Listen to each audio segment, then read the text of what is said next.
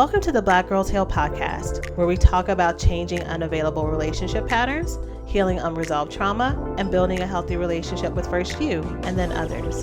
Every episode, we will talk about actionable advice that you can apply today to break unhealthy patterns and grow your self-worth. I'm Sheena Tubbs. Let's begin. Hello, and welcome to the latest episode of Black Girls Heal. I hope that this episode finds you well and thriving with the sun shining on your face and you receiving all of that vitamin D. And if it's raining where you are, I pray that you are receiving it as an opportunity to slow down and to get comfy and to rest. And if it's cold, I hope you're bundled up with something warm and cozy. But wherever you are, I hope that you are staying present in the moment. And I pray that you are meeting it with gratitude for life and for breath today. We are just so happy that you are here. We are so happy that we get to speak to you, to love on you, to touch you. And so the world is better because you're in it. So receive that today. With that said, y'all, today's episode, we are talking about what to do when you figure out that you are the toxic person in a relationship. And maybe you were the reason why things did not work out well. I got this question from our text community. So I have a free text list for those of you who don't know, where I will send out inspiration and encouragement a couple times a week. And sometimes I will survey the audience to ask them what questions that they have, what things they want feedback on, just, to know if maybe I can insert something in the podcast or go live about it on social media and, teach a mini lesson. If you want to join that text list so that you don't miss any updates or any inspiration or the ability to give me feedback for things that are coming out, I really do plan a lot of things based on what the text community tells me and what y'all vote on. So if you don't want to miss any of those opportunities, you can join for free by texting the word podcast to the phone number 832-219-7815. That number is also in the show notes, but just one more time, it's 832-219-7815. And I hope to welcome you all in soon. So that's what I did this past Monday. This Monday, I sent out several questions to the text list and got all of their feedback and all their responses. And so I was really excited. And this question stood out to me. And I can't remember exactly how she phrased it, but it was something to the effect of, what do you do when you find out or when you figure out that you were the toxic one in the relationship? And the way that it sounded is as if this was something that happened in the past, and it's something that happened with reflection, and maybe you're starting to hold yourself a little bit more accountable. And so that's what I want to talk about in this episode. That after reflection, after you are doing some of your healing work and your growth work, you're wondering, maybe it was me. Maybe what I was so clear was the other person. Maybe there were some parts that I had to play that I wasn't open to, or that I couldn't see at the time because of where I was. And now I'm ready to do that work, right? And maybe some of you, that wasn't even on your radar until you saw this podcast episode. And so you clicked it because you're like, I wonder if this could be me. And so what I want to do in today's episode is I want to talk about some of the toxic behaviors that I see love addicts and love avoidants do in their relationships, just for you to kind of put some words to what's going on and for you to see, this might be something for me to look at and for me to work on. And then I want to talk through, what do you do if that is your scenario, if that is your situation? What are the steps that you can take after you have ascertained that maybe the problem was what I was bringing to the partnership or to the relationship? So let's start with some toxic behaviors. To be clear, this list is not going to be exhaustive. It's not going to be every single toxic behavior that someone can do in a partnership. It's just going to be the ones that I see the most often. So this may stir up some recognition, some self-recognition of your own past or things that you've seen in other people that you would want to add to this list, which I totally encourage you to do so. And also, I'm going to do a heavy emphasis on when I'm talking about these toxic behaviors and how they can be connected to our trauma, because that's what we talk about here, right? We talk about love addiction and love avoidance, hyperfixation, hyper attachment to dysfunctional people, or hyper separation. I think I said detachment, hyper detachment from folks because of fear of being hurt and fear of being overwhelmed, which shows up as love avoidance. I'm going to talk about that in between some of these different actions that is important for you to have on your radar to keep a lookout for. So the first one, with all that said, the first one is actually something that all couples have to experience, but I want to say it here because it's going to set the stage for the other toxic behaviors, which is poor communication and in the way of not communicating your emotions and your thoughts to the other person. So there are lots of reasons why people will not communicate. Sometimes they don't communicate because they're afraid of rocking the boat. They're afraid of making the other person mad. They're afraid of their needs sounding dumb or sounding immature or sounding selfish or being too big for the other person to actually follow through with. So they just hold it all in. And meanwhile, that just adds more resentment, that adds more need, it adds more that place of feeling forgotten.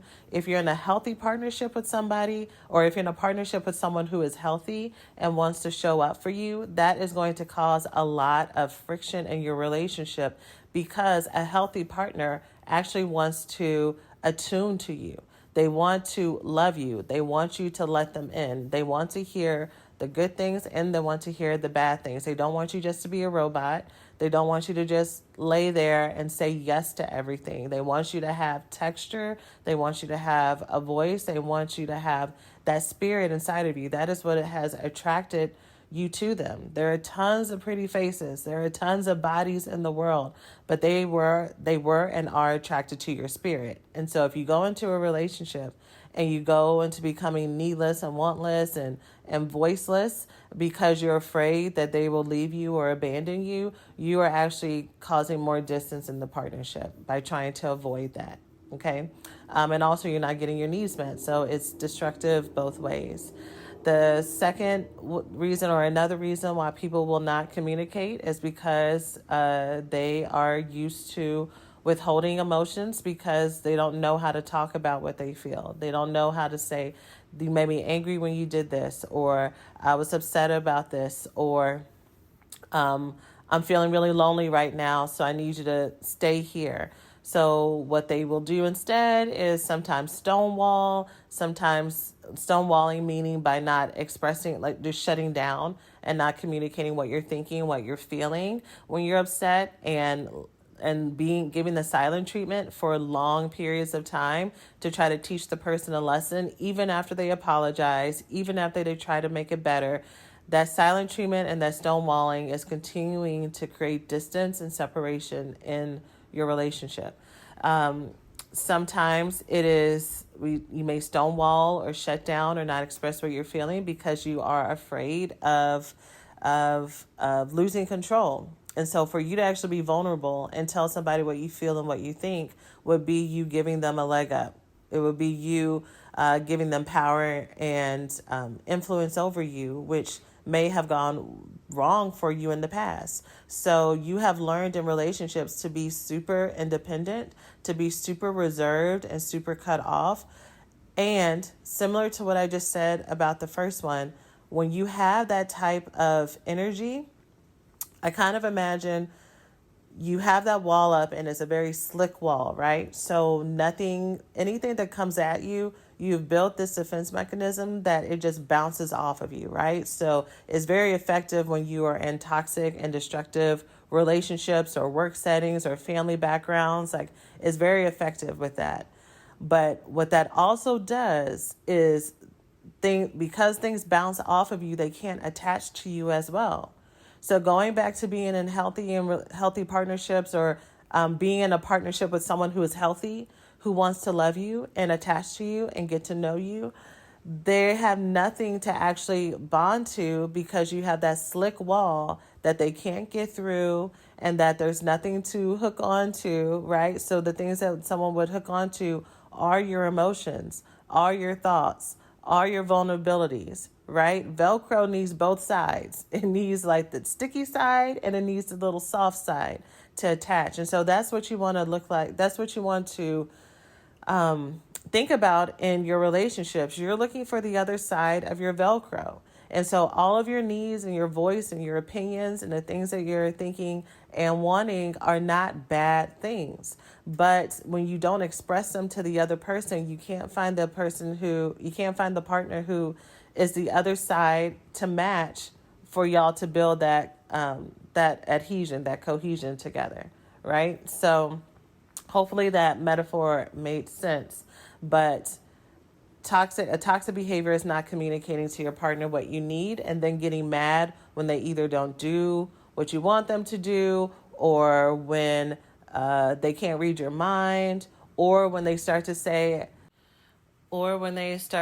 fall out of love with you, or say that because they don't feel like you are there and present in the relationship, they're considering breaking up, or maybe they do break up with you, but you haven't fully shown up with your full self. And so that is absolutely something for you to look at and to examine as far as your side in the relationship. And if that is difficult for you to let someone in, that you do the work that it takes for you to break down that barrier, especially when that person is healthy. Actually, not especially. Specifically when that person is healthy. If a person is toxic and unable to hold space for you, it's time to go. And that's different than someone being imperfect, because we're all imperfect and we all have our bad days. But if I said the name of this episode was toxic behaviors, and you're thinking about your partner and how destructive and chaotic and abusive they are, it's time to go. I always refer you to process that with the third party, because I don't know you and I don't know your situation. I am just sharing general support and tips on a podcast, but you need to get some help with someone to figure out where your boundaries are in this situation, so that you are not spending months and years of your life trying to get someone to hold space for you that literally does not have the capacity to do so. And then you get to the place where you were taking that on and taking that blame on yourself as if you're doing something wrong when it has nothing to do with you. So there's communication. There's the first one. And let me go quickly through the rest of this list so that I can get you to the 5 steps for you to take. The next one related to communication, I guess it's not related to communication, but I wrote this here. This is kind of a niche thing that I've seen, and it's very, very much for my ladies who may identify as avoidant. And it is picking fights with your partner instead of engaging in affectionate activities. Ooh, girl. Okay, so what do I mean with that? I mean, exactly what it sounds like. So instead of you being able to connect to someone and stay in pleasant moments and stay in those soft and tender and very vulnerable moments, you will interrupt those moments by picking a fight or cracking a joke or deflecting the closeness because it's too overwhelming for you, right? And so this is not for those of my ladies who are jokesters, just in general, and like you have a funny personality, and, just culturally, we play the dozens and we crack on people and all that stuff that can happen. But I'm talking about when this is your go-to response, that you cannot tolerate that receiving love and giving love to your partner without it being uncomfortable to you. And you really pushing that away. What happens with that is you don't allow yourself or your partner to actually be happy and actually truly enjoy each other. So specific examples I'm thinking of is you are laying around with your partner and you've just had an intimate moment, and not even necessarily sex, but you've had just an intimate moment where maybe you've shared some things together, or you're just sitting there in peace. And it's getting to be a little bit too much for you, and so you may punch them in the arm, or maybe you might pick a fight at that moment, or you may try to complain about something or say, "Oh, you and your big head, I can't stand you," or something like that interrupts the moment because you don't know how to say things like, "You know what, I just really love you and care about you so much," or "You have a part of my heart that I have not been able to give to someone before," or "The way that you look at me, it just makes me feel so open, and it just makes me feel like I just want to melt into your arms," or "You make me so happy, and I am so happy that I get to call you mine," or that I get to be your partner. Language that really plays into or allows you to be taken care of, and you being the small spoon instead of the big spoon, right? And I know there's going to be a variation of reactions to people who hear that. There are going to be some people who are like, "I say that all the time. I might say that a little bit too much."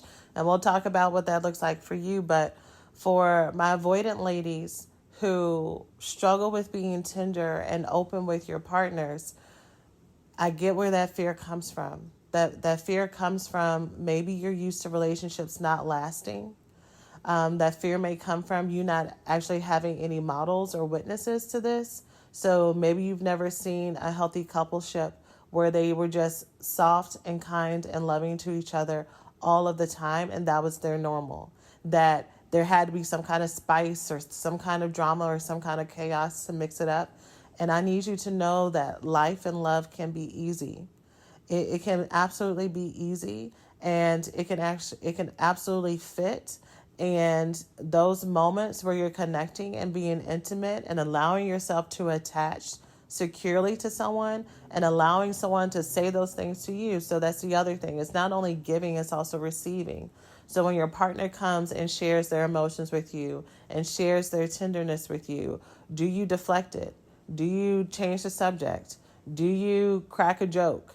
Do you say that they're too emotional or they're too soft, especially if you're a person who is in relationships with men and you have stereotypes that men have to be bullish all the time and hard and emotionless and machines, and then low key on the side resenting that stereotype at the same time. And so when you get in a partnership with someone, a male, get in a partnership with a male who is actually expressive with their emotions, you don't know what to do with it. And it almost turns into a little bit of disgust for you. But going back to the original question, as you're reflecting on your relationship history, on all the relationships that have passed on before, now you're reflecting on those moments and thinking, wow, like those were actually really sweet moments. And those were really great opportunities for me to meet my partner where he or she was at the time when they were trying to be emotionally open with me. That was a time for me to receive the love that they were trying to give me instead of me trying to push it away because I didn't feel worthy of it, because I was scared of it, because it made me feel so small and so undeserving because I had never had something that rich and pure before without me having to earn it or without me having to control it, right? And so that is another toxic behavior. Okay, for real this time, I'm going quickly through the rest of them. Another type of toxic behavior that I've seen is jealousy, obviously. So struggling with whether or not to trust your partner.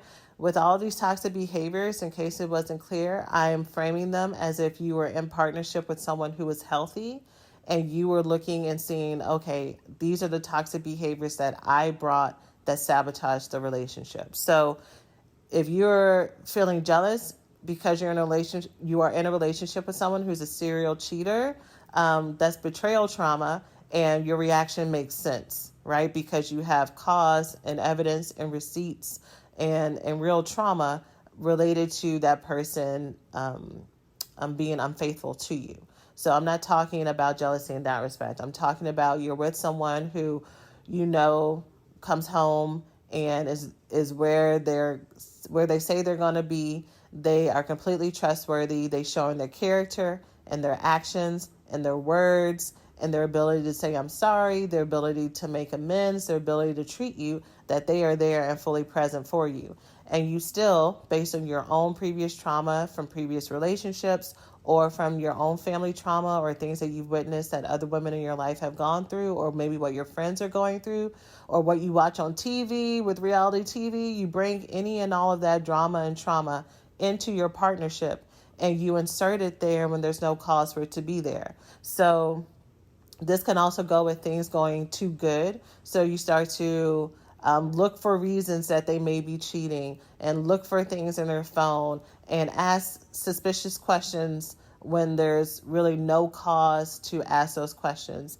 And what that does, y'all, and I know that in popular culture and a lot of things that we see, we kind of like poke fun at like these questions a lot. Like it's satire, it's entertainment, the storylines are played up in TV. But what that does with someone who's securely attached to you and someone who really loves you is that's really hurtful. It's really hurtful because in their everyday life, they are proving their fidelity to you and things that you see every day, just that you have a front row view of and that you have front row access to, but even the things that you don't see. So if you're struggling with jealousy, what I would suggest for you to do instead, or if you used to struggle with jealousy in the past, I would encourage you just to consider, what was it that I was actually trying to get from my questions and my insinuations with my partner? What was it that I actually needed?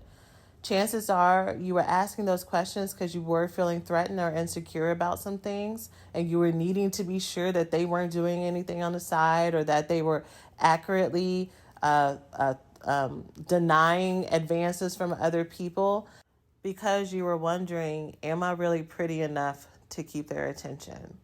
You were wondering, will they actually get bored with me?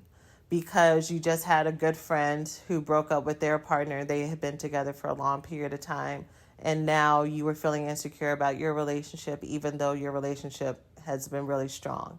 And so what you're needing is to have conversations around those topics intimately with your partner, instead of going all around it and causing what could be ruptures in your communication and your trust, because you're not really talking about the real issue, right? You look at the phone, you talk to them, and they're not cheating on you, but you still feel insecure because you didn't actually talk about what you felt insecure about.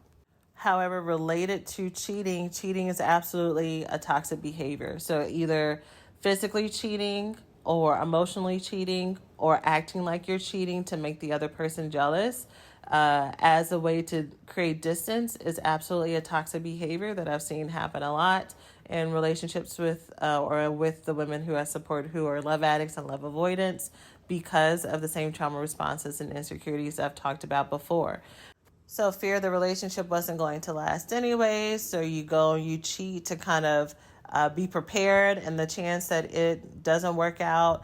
This is not cheating, but what I've also seen a lot is women who just refuse to commit to partners who are really good to them, that they love deeply, that they could see a future with, because of fear that it won't work out. So maybe you don't actually have people on the side, or maybe you do, but you refuse to actually be their girlfriend or their partner because you're afraid of being left or abandoned down the road. And again, like I've said before in this episode and other episodes, people who are securely attached, even when they're trying to hold space for you, there is a limit that people reach. And that's healthy for them to reach that place. It's healthy for them to say, I know that you're going through this, and I know that you're working through this, and I know that you have a therapist, and I know that you listen to that podcast or you got that coach, but look, like, I'm not going to be drugged through the ringer like this forever. I'm not going to put my life on hold forever. I love you, but I also love myself. That is an absolutely healthy thing for someone to say to you. That is a very good boundary for someone to hold. It's a boundary that you should hold for people as well. So that's one type of toxic behavior. And for this last one, I'm just going to circle back to what I started with, which is just the way that your emotions may impact your relationship and how safe all parties feel. So if you have unchecked rage that you will unleash on your partner, and just expect them to take it.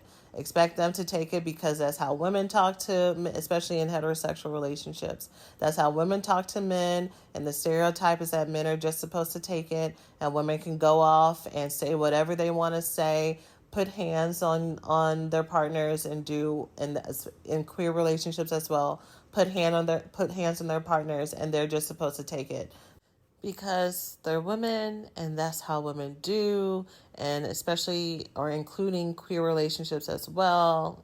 This is just how women are, and that is so abusive, y'all. That is so abusive, and it's traumatizing not only for your partner, but it's also traumatizing for you. What I make up, if you're someone who can relate to this, is that you've had a lot of pain and a lot of things have been very overwhelming in your life, and you're just trying to keep it all straight, that you are trying to do the best that you can.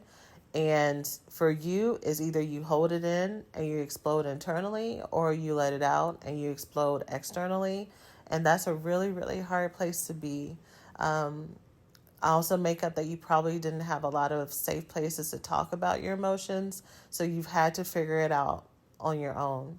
And if that's you, I hear that and I get that, and I'm so sorry that you have not had safe places to receive everything that you needed people to hear at the time, because your needs have always been valid and your voice has always been valid as well.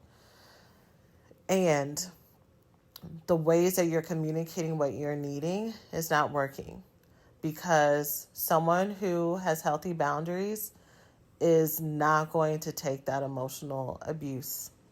And the person who will stay in that is most likely someone who has their own dysfunctional cycle. So you're just matching energy, and it's just reinforcing something that you're actually truly not being heard, and you're not really being validated in the way that you need to.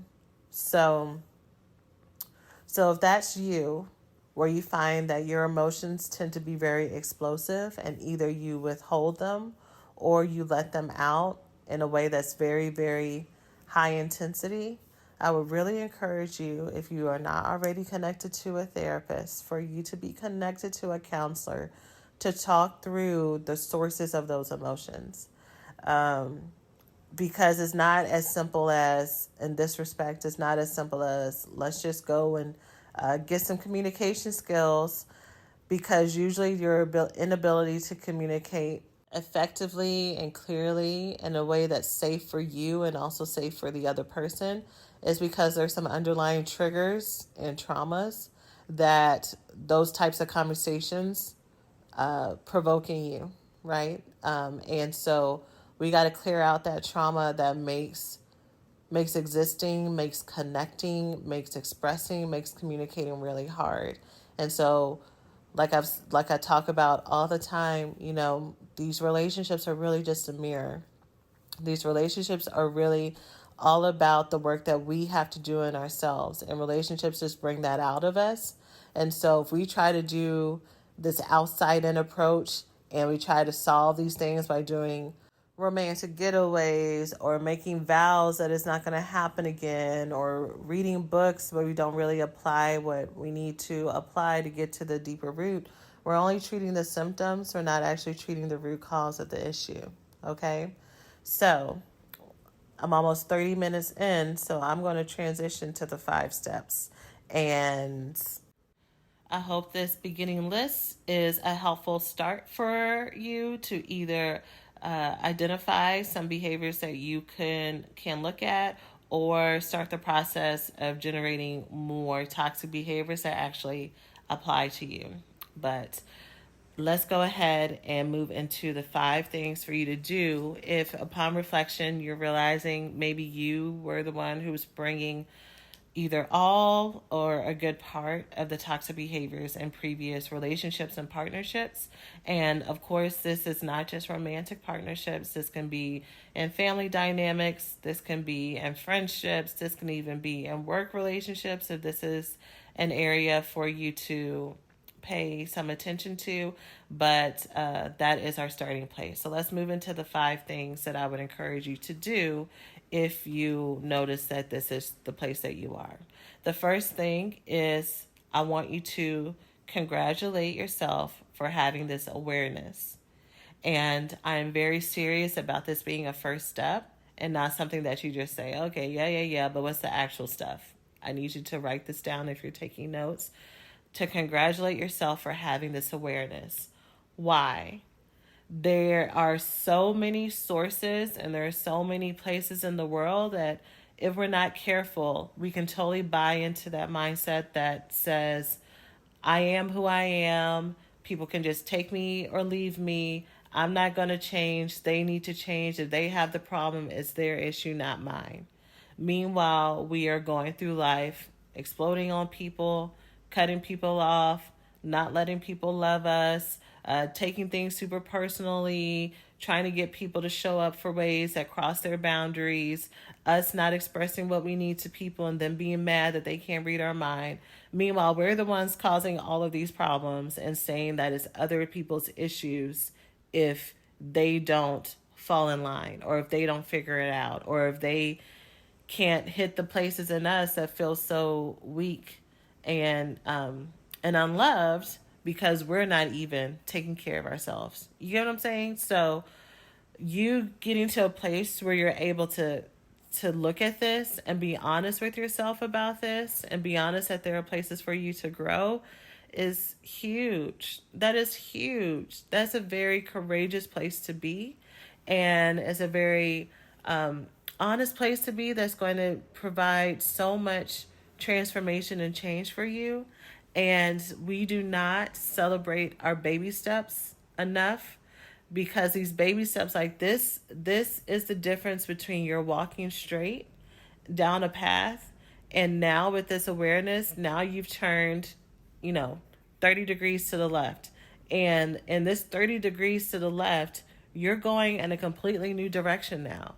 You are not on the same path, right? If you are looking at the things that you've done before in your previous relationships and you're feeling some guilt and some shame about that, I encourage you to practice some self-acceptance and some self-compassion that you were doing the best you knew how to do at the time.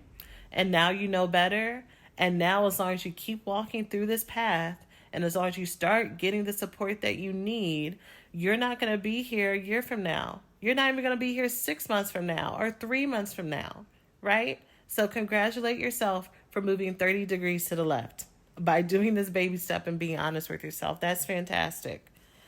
The next thing I want you to do is I do want you to write out all the things that you did that were a little bit toxic, a little bit crazy, a little bit dysfunctional. Go ahead and write down all those things. If you want to list out the relationships, and you can even put them in categories between romantic partnerships or friendships or family relationships, and just write out what were the things that I did with them. Were there people that I stonewalled? Were there people that I didn't make time for consistently because I was afraid of getting too attached?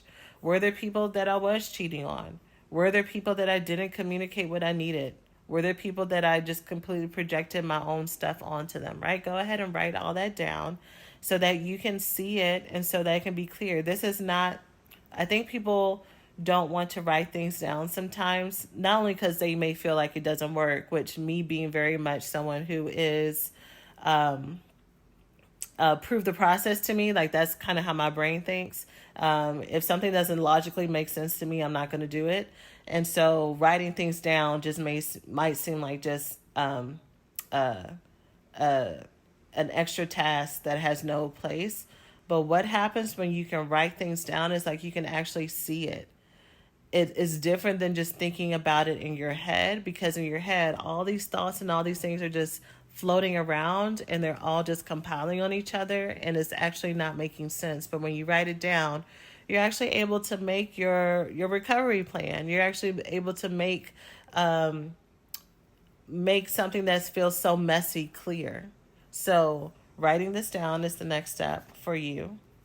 And what I was about to say is we may also want to avoid that because it makes us feel bad. But this is just your forgiveness list. This is just a list of all the things that you get to let go and get to tear up and throw into the fire and no longer let hold you back, right? You're getting it out of your head, out of your spirit onto paper so that it's no longer eating you up on the inside. So that's why we write things out. That's why we make a list. The second thing for you to do is to write out as much as you can, especially if there's some spaces in between.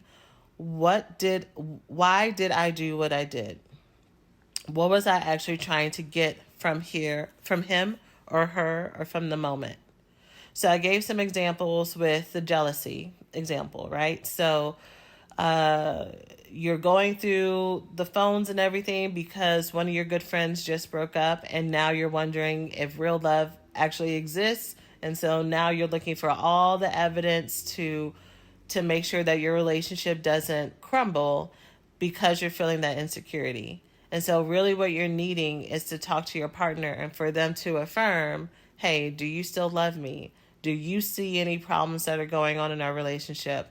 How can we be proactive and fix this? Like, that's actually what you're needing, security. But the way that you're going about it is actually a little bit more destructive, right?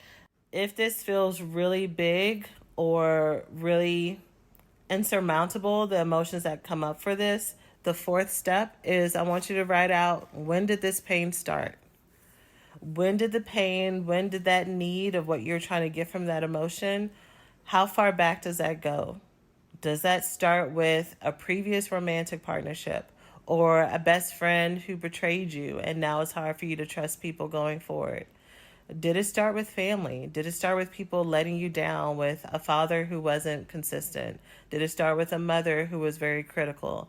Did it start with a grandparent who was an addict and you watched all those things happen and it caused some distrust in you for future relationships, right? When did this start?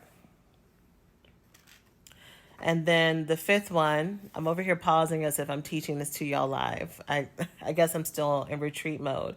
And also I'm still I do group calls every week for my coaching students. So, and we just had one last night. So yeah, I'm still in teaching mode. Anyways, y'all can pause or rewind for whatever you may need. But the fifth one is, once you have all that down, once you've dumped out all of those thoughts and all those emotions and all those feelings and all those things and the clarity of what was it that you were trying to get from those moments and from those people, now it's time for you to clear out those traumas. It's time for you to clear them out by talking about them with a licensed mental health professional, like I already shared. So finding a therapist in your area to talk to. Looking for resources to help you with that, even if it's outside of therapy. I know some people do energy work. I know some people go to healing retreats like the one we just did a couple of weeks ago. That was really great to talk about these things in a little bit more detail.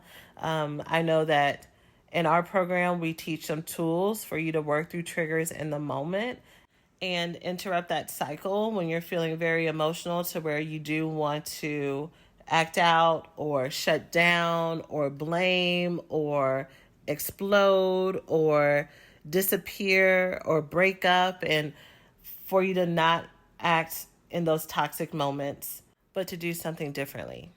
So your fifth step, again, to be clear, is to clear it out by engaging in resources to support you with that process. Part 6, or a bonus one, because I didn't have this on my list, but I just realized that this person was probably not asking just for how do I deal with these toxic behaviors in my own self-healing journey, but am I able to go and reconcile with that person? Can I have a second chance? And that might be what some of you are thinking as well, right?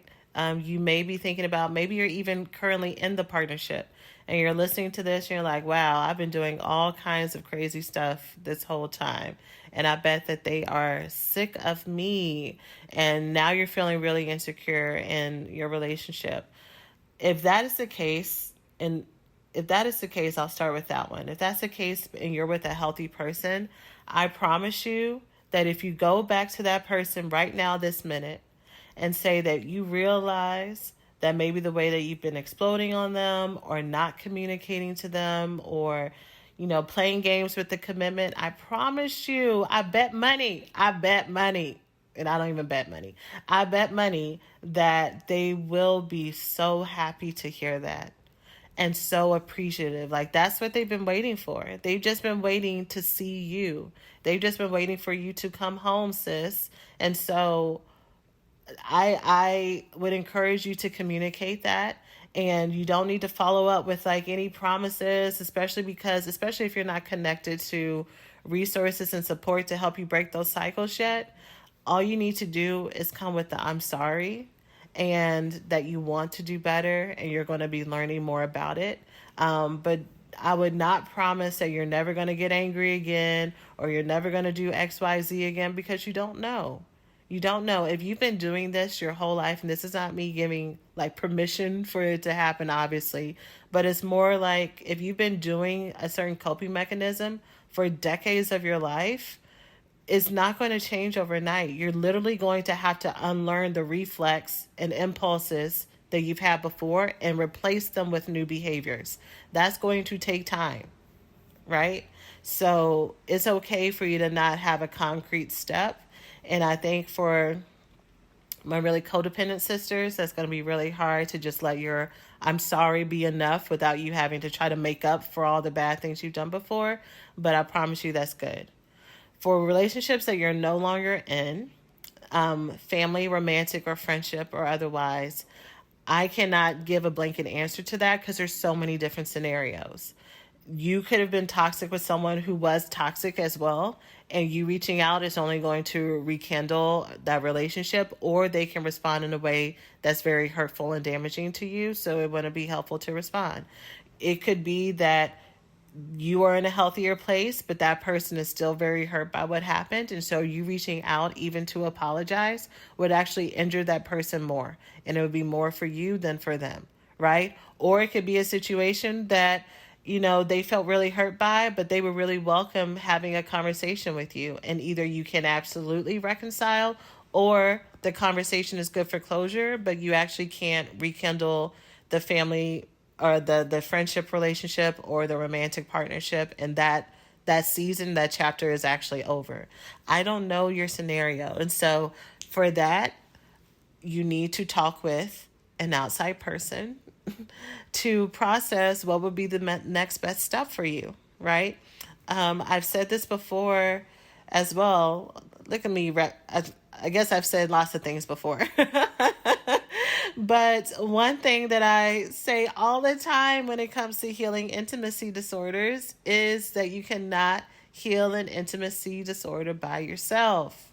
You can't. It's the core of it. The core of intimacy is that you need relationships and other people, and you need the ability to just allow yourself to be supported and to be held and to get wisdom, to not have to know it all yourself. And so talk through these scenarios with someone depending on what's going on with you to get that clarity.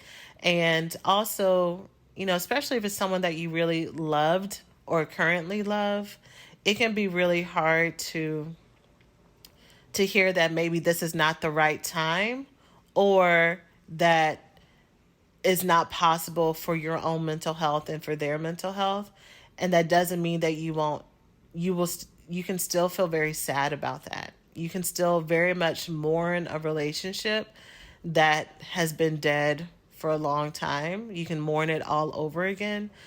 And so you want to be connected to someone to talk you through that and to walk you through that, so that you don't feel it doesn't sour your experience where you don't ever want to do this process again. Because even though it is hard, it is also very healing to do. So here at Black Girls Heal, even though I was trained as a therapist and I was a licensed therapist for over a decade, I do not provide therapy for women. What I have done is I've created resources related to my therapy experience, and especially to my coaching experience, to create resources for women to use in their everyday life to support them with these things. And so right now I'm specifically thinking about our tapping course that I've really been encouraging my coaching students as of late to really utilize in their everyday life to tap through their emotions and tap through the things that are going on with them.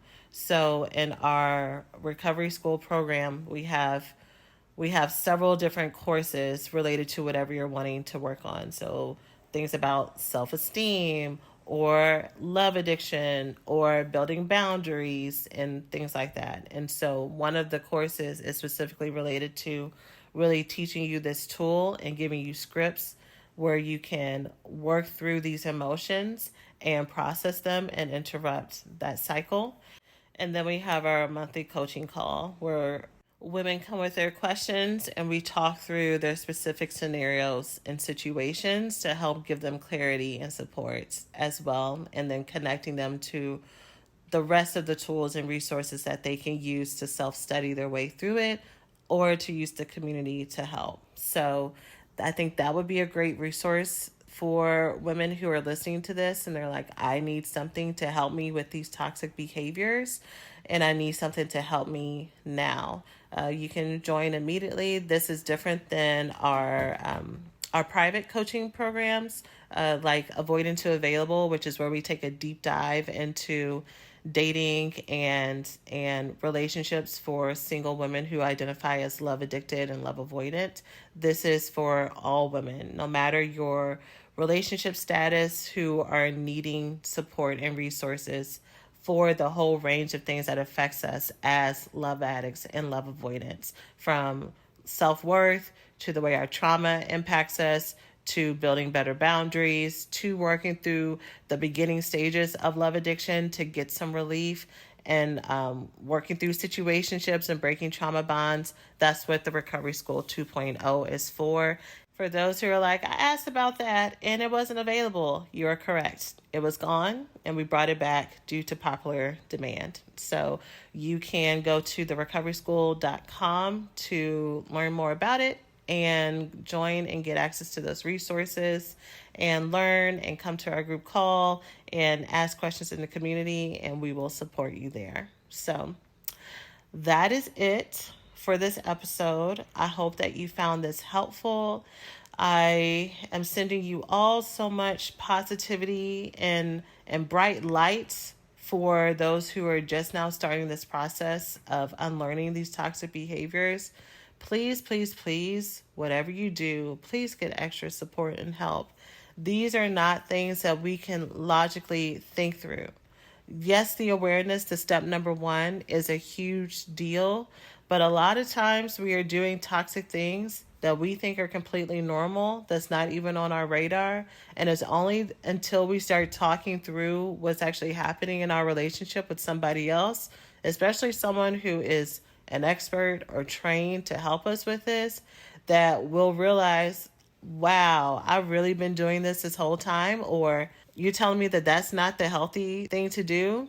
So please, please, please talk to your healthy trained support system, whoever they are, about the things that you've heard today and the things that you continue to learn about your relationships. And if you would like to add us to your support system, we got you.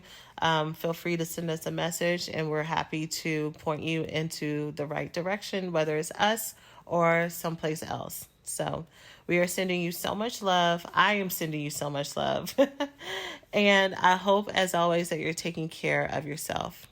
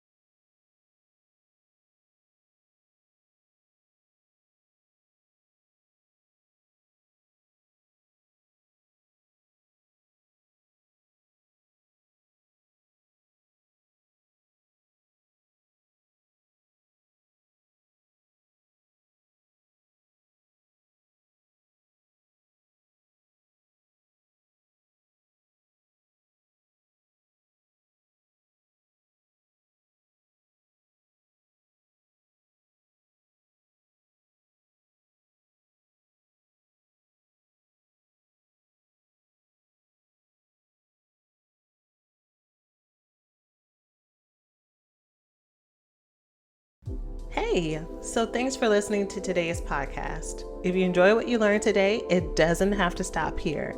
Check out the Black Girls Heal website at blackgirlsheal.org for more resources to help you heal from intimacy disorders like love addiction and love avoidance. The best time to start or restart your healing journey is now. You can grab a free copy of our 5-step roadmap to heal love addiction, love avoidance, and love deprivation by going to blackgirlsheal.org/roadmap. And if you're on social media, feel free to follow us at Black Girls Heal on Instagram and Facebook.